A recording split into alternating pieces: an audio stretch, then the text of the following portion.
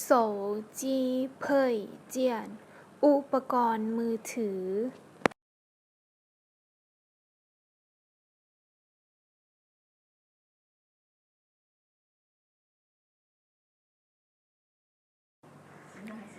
โสจีเขอเคสโทรศัพท์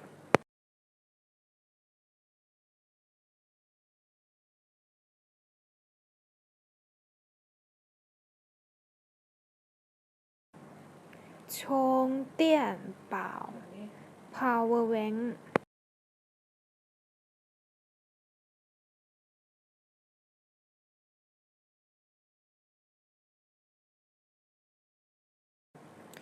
ทรงเตี้ยนโถ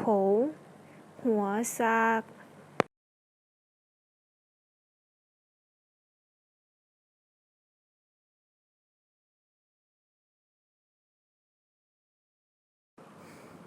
สู้จู้เซียนสายซากไพ่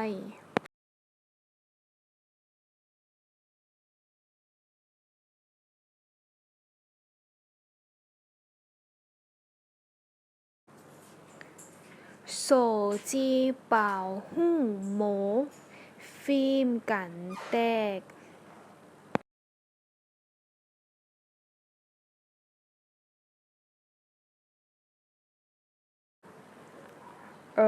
จีหูฟัง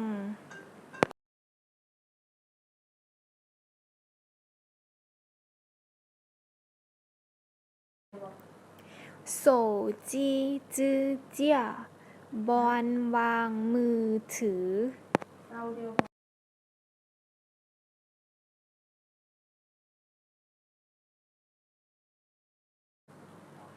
จื้อผายกลางไม่เซลฟี่